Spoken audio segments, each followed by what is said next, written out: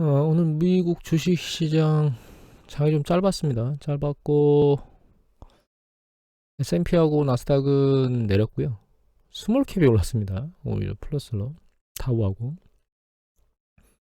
일단 올라가던 탄력이 멈추긴 했습니다. 지금 우리나라는 뭐 한 0.14 정도,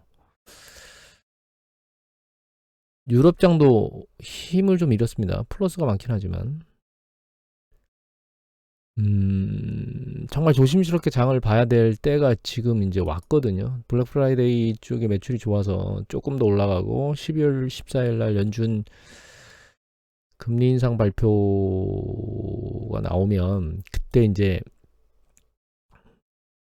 그때까지는 기대치 때문에 조금이라도 밀려 올라갈 수 있을 거다라는 기대를 가지고 있긴 한데, 이미 말씀드렸지만 확신성이 지금 떨어집니다. 제가 그 특별한 근거를 그렇게 기대하기가 녹록진 않아요. 그래서 오늘은 이제 그 부분을 좀 얘기를 하고 싶은데, 일단 추세적으로는 밀려 내렸다 다시 들려 올라왔거든요.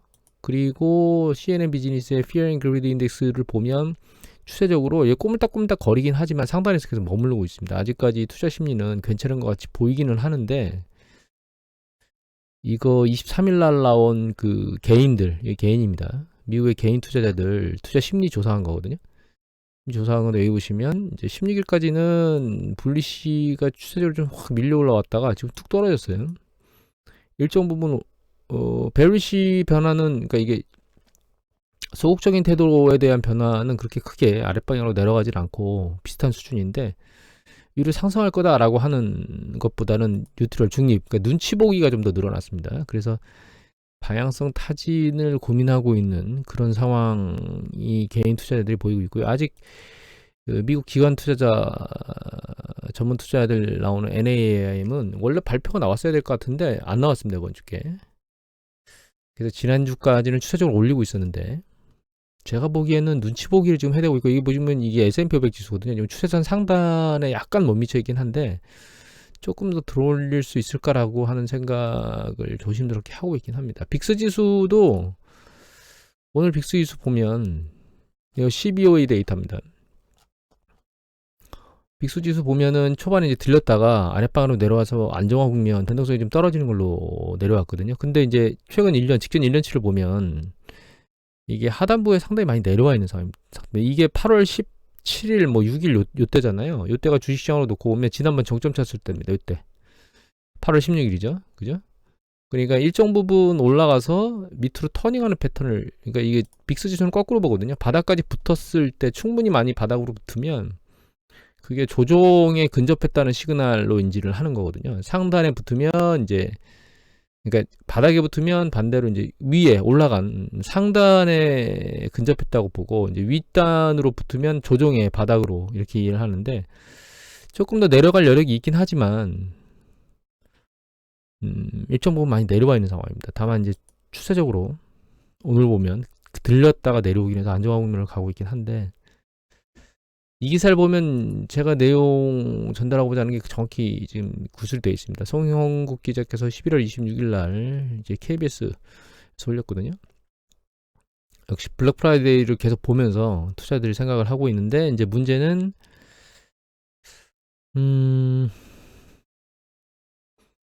투자자들이 미국 최대 쇼핑 대목인 블랙 프라이데이를 맞아 소비가 얼마나 증가할지를 주시하고 있습니다. 3분기까지 소비자들이 소비를 늘려왔는데 소매업체들의 실적 경고로 연말 쇼핑에 대한 기대는 줄어든 상태입니다. 그래서 지금 산타랠리까지 기대하기는 녹록지는 않은 상황이다, 이런 얘기들이 지금 계속 나오고 있고요. 미국 전국의 소매 연합회에 따르면 블랙 프라이데이 다음 주 월요일인 사이버 먼데이까지 합해가지고 한 800만 명 지난보다, 지난해 같은 기간보다는 늘어날 거라고 예측을 하고 있긴 한데, 이렇게 될지는 좀 봐야 될 것 같고요. 인베스팅닷컴에 나온 뉴스 보도를 보면 날씨 때문에 오프라인 매장에 나와 있는 사람이 그렇게 많지는 않다, 뭐 이런 보도들을 제가 봤거든요. 월요일 날 하고 어떻게 반응하는지 좀 시장을 좀 봐야 될 것 같이 생각을 하고 있고요.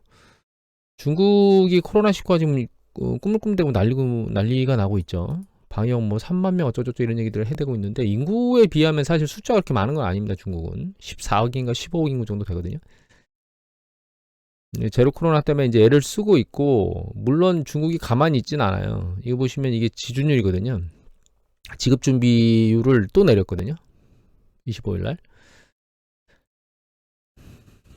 그래서 시장의 통화량을 늘리려고 하는 애들을 많이 쓰고 있고, 그다음에 부동산 업체 관련해 가지고 대출을 집중하겠다라고 하는 얘기들도 하고 있긴 한데, 문제는 소비가 방역 조치로 위축되고 있기 때문에 중국 경제가 상당히 겨울 내내 좋지 않은 패턴을 볼 거다라고 생각을 할 수밖에 없는 입장입니다. 그러니까 3대 축이 지금 그렇게 긍정적이진 않아요. 유럽 같은 경우에는 뭐 그나마 좀 덜 추운 겨울을 보낼 것이다라고 하는 보도 때문에 에너지 위기나 에너지로 인해서 공장 가동을 중단한다거나 이런 부분들은 없을 것이다라는 예측들이 나오고 있긴 하지만, 그렇다고 해서 소비 심리나 이런 것들이 좋은 거냐? 또 그렇지도 않거든요. 중국은 자체적으로 스스로 자기 먹을 조르고 있고, 시진핑이. 미국이 그나마 잘 버티고, 우리나라 지표들은 계속 안 좋게 나오고 있습니다. 이제 이번 주에 나온 이제 국내 BSI 지수하고 CSI 지수, 그다음에 합해진 ESI 지수를 보면 상당히 안 좋게 나왔어요. 잠깐 볼까요? 이게 업황 BSI 제조업이거든요. 제조업 BSI를 보면 여기 밑에 가로친 게 이제 예측치입니다. 이게 예측치가 마이너스죠.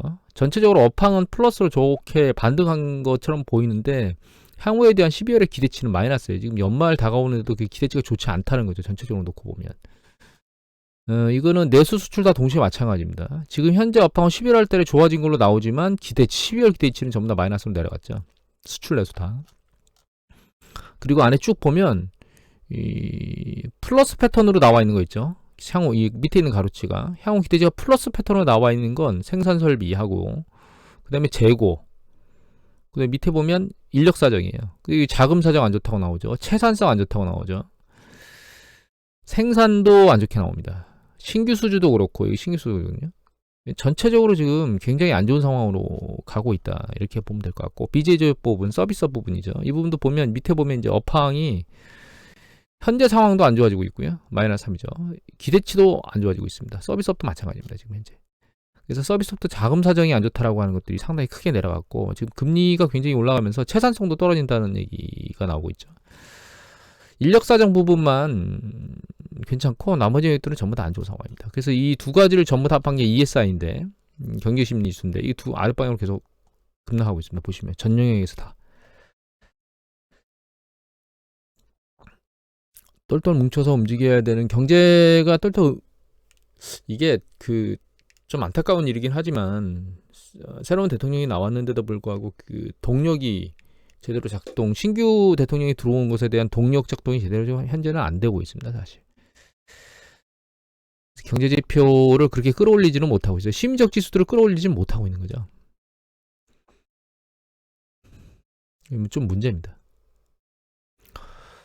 그리고 이게 달러 인덱스거든요. 여기 밑에 보면 파란색, 이제 캔들 차트로 되어 있는 게, 캔들 차트로 보여드릴까요? 이게 캔들 차트인데, 이게 달러 인덱스고요. 이거 파란색이 이게 우리나라고요. 여기 보시면 보랏빛, 퍼플빛 생각이 보이는 거, 요게 이제 유로 달러입니다. 요게 엔화예요. 여기 엔화거든요. 추세를 이탈하기 시작한 것도 2021년도부터 이탈하기 시작했던 게 또다시 이탈하는 점이 이연절에 또 이탈했거든요. 일본이. 그래서 그 언저리까지 이렇게 놓고 보면 이탈 강도가 상당히 세고요. 전체적으로 유로화나 우리나라는 그 강도가 비슷합니다. 지금 달러 인덱스 같이 움직이는 거하고 일본 엔화만. 근데 이 엔화가 이제 밑으로 빠지잖아요. 이 빠지는 강도도 일본 엔화가 뭐 급격하게 내려오질 않아요. 사실은. 이 엔화 내려온 강도가 검은색인데, 요 검은색 볼까요? 이거거든요. 요 언저리인데 이게 다른 거 내려오는 강도하고 그렇게 다르지 않거든요. 그래서 엔화를 하느니 유로화를 하는 게 낫다라고 말씀드리는데, 특별히 엔화가 상대적으로 많이 가치가 떨어졌다고 해서 상대적으로 빠르게 강도 높게 밑으로 내려오지도 않고 있습니다. 향후에 달러 인덱스는 주가하고 같이 움직일 거예요. 주가가 하락하면 달러 인덱스는 올라갈 겁니다. 그리고 다른 환율들도 통화가치가 떨어지게 될 겁니다. 그래서 왔다 갔다 하고 있는데, SPTL이나 이런 것들을 향후에 매수하실 분들은 지금 조금씩 원화를 달러로 환전한 다음에 향후에 SPTL을 매수하려는 작업을 하시는 게 나을 거예요. 저도 달러를 계속 매집하고 있습니다, 지금. 그리고 SPTL하고 10년, 이게 10년 국채 수익률, 이게 SPTL, 요게 1년 국채 수익률입니다, 이게. 아직 전체적으로 다 아랫방향으로 꺾이진 않았습니다. 국채 수익률이. 단기 기준금리 인상이 보면 이게 CME 데이터인데 3월까지 3월 22일 내년도 연준의 금리 인상 최종 타겟이 한 5.25까지 올라갈 것이다 라고 예측할 만해요. 지금 여기 40% 정도가 여기까지 갈 거라고 보고 있죠. 5.5까지 올라갈지는 좀 봐야 될 것 같고, 이 이상 올라갈지는 향후 인플레이션 압력과 관련된 내용을 보면서 움직이겠죠. 그래서 이 10년 국채 수익률이 방향이 추세적으로 아랫방으로 계속 내려올 거인지, 제가 말씀드렸던 것처럼 들렸다가 내려올지, 요거는 좀 봐야 되는데, 일단 얘가 들리려면 최소한 이 스프레드 갭이 유지가 돼야 되거든요. 그러니까 이 단기 국채 수익률이 내려오는 방향을 유지하지 않고 일정 부분은 그래도 상단에서 머물러줘야만 얘가 위로 올라가면서, 스프레드 갭이 너무 벌어졌기 때문에 그걸 축소하려고 올라가게 될 거예요. 아직까지는 전체 방향이 다 아랫방향으로 내려오는 건 아닌 것 같다, 이렇게 이해를 하면 될 것 같고요. 국내 시장 같은 경우에는 자금 경색이 상당히 발생하는 것으로 CD 금리가 급등했거든요. 지난번에 스프레드가 쭉 벌어지면서. 미국은 아직까지는 자금 경색이 발생하고 있나? 그렇게는 안 보이고 있습니다. 여기 보시면 이게 10년 국채 수익률, 밑에 있는 게 하이힐드 채권 수익률이거든요. 각각 수익률은 다릅니다. 이거 왼쪽이고 10년은 이게 오른쪽이거든요. 하이힐드는. 축을 비교하기 위해서 했는데, 최근 보면 약간 결이 좀 달라졌다고 느끼게 만드는 거는, 이렇게 보면 여기 10년 국채 수익률이 여기서부터 여기까지 빠지는 과정인데, 하이힐드 채권 수익률은 그보다 낮은 수준에서 움직이고 있거든요. 이 강도가 떨어지는 강도가 약간 떨어지는 게 아닌가, 이런 생각을 하게 됩니다. 하이힐드 채권 수익률이 얘가 반대 방향으로 움직이면, 이렇게 반대 패턴으로 움직이기 시작하면 이 시장이 급격하게 그 금융시장이 위축된다, 이런 얘기거든요. 아직까지는 그런 시그널은 없습니다. 10년 국채 수익률이 어떻게 움직일 거냐, 저는 개인적으로는 조금 더 들려 올라갔다가 내려오지 않겠느냐, 이런 생각을 하고 있고, 지난번 봤던 4% 넘는 수준까지는 앞으로는 못 볼 것 같아요. 3% 후반대 정도까지 올라가면 그나마 많이 올라가는 게 아닐까, 이런 생각을 현재로서는 하고 있습니다. 인플레이션 압력이 추가로 머리를 들고 난리를 치지 않는 이상은, 또 뚜껑을 까봤더니 또 인플레이션 압력이 또 높아졌다 그러면 모르겠지만, 그렇지 않은 상황에서는 얘가 들려 올라간다 하더라도 이 스프레드 갭을 줄이기 위해서 조금 들려 올라가는 정도 수준이지, 다시 위에 있던 전고점까지 올라가는 이런 패턴은 안 보일 것 같습니다. 좀 정리를 해보면, 블랙 프라이데이 때문에 무엇인가 좀 소비 패턴이나 이런 것들이 그나마 마지막으로 피날레를 장식하는 그런 것들을 보여주게 되면 주식시장이 조금 더 올라갈 거라고 생각을 하고 있긴 한데, 그게 아니라면 얘가 다시 머리를 두들겨 맞고 다시 내려올 수 있는 가능성이 점점점 열리고 있는 게 아닌가라는 생각을 하게 되고요. 긍정적인 이슈가 있느냐, 직전에 PMI 지수나 이런 것들도 봤었죠. ISM 제조업 지수 PMI 지수 잠깐 볼까요? 아직 발표가 완전히 안 됐는데, 여기 보시면 ISM 제조업 지수가 12월 초에 나옵니다. 12월 2일 날 나오는 걸로 돼 있죠, 지금. 직전까지 발표된 거 11월 1일까지 나온 걸 보면 추세적으로는 계속 내려가고 있죠, 지금. 제조업 부분입니다, 이 부분은. 서비스업 부분, 요거 11월 3일 날 나온 건데, 이거 12월 6일 날 나오거든요. 얘가 올라가다가 다시 밑으로 아랫방향으로 내려왔는데, 요 부분이, 그러니까 월초 정도 되면, 얘까지 완전히 뚜껑이 열리게 되면 결과적으로는 미국의 서비스업 지수가 경제를 그나마 좀 떠받치는지가 완전히 들어오게 될 것 같아요. 다만 그게 마지막 그 장식이 아닌가, 이게 머리를 드는데, 그 이후에 플러스 알파로 작동할 수 있는 게 과연 있는가를 아무리 생각해봐도 지금으로서는 없습니다. 주식시장 밀어 올릴 게. 보도들은 계속 내년에 스태그플레이션 가능성이 상당히 높다고 전문 투자자들이 얘기를 하고 있고요. 그 다음에 계속 주요 기관에서 발표하는 성장률은 안 좋게 나오고 있고, 중국 시장의 제로 코로나 뭐 이런 얘기에 보도에 계속 난리를 치고 있는 것들은 나오고 있고, 우크라이나와 러시아 전쟁과 관련해서는 뭐 평화협상이나 이런 것들은 뭐 아예 가시적으로 보이는 게 없고, 그나마 긍정적이라면 에너지 가격이 들리질 않고 눌리고, 그러니까 원자재 가격이 들리지 않고 눌리고 있다라는 거, 그 다음에 인플레이션 압력이 정점을 치고 내려오고 있다라고 지표들이 조금씩 그나마 보인다는 거, 근데 이거는 이미 주식시장에 다 반영이 돼 있는 거거든요.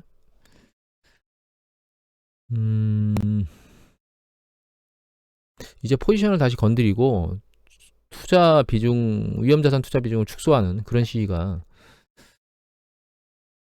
다음 주 중에 그런 것들을 결정해야 되는 게 아닌가. 일단 뭐 월요일 날 사이버 먼데이인가요? 그것까지 상황을 보고 거기서 약간 들리는 그런 패턴이 보이면 그나마 그게 마지막 들리는 게 아닐까? 조금 더 길게 본다면 이제 좀 전 말씀드렸던 12월 초에 나오는 이 PMI 지수들 요거까지 확인하고 나면 아마 끝이 아닐까?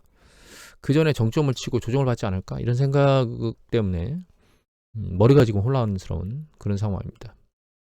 일단 강력하게 추가로 밀어올릴 여력은 없다는 건 정확하고 조심스럽게 이제 또 위험자산 포지션을 다시 줄이는 그런 걸 해야 될 시기가 근접했다 이렇게 정리를 해드리고 싶습니다. 오늘 이것으로 마치도록 하겠습니다.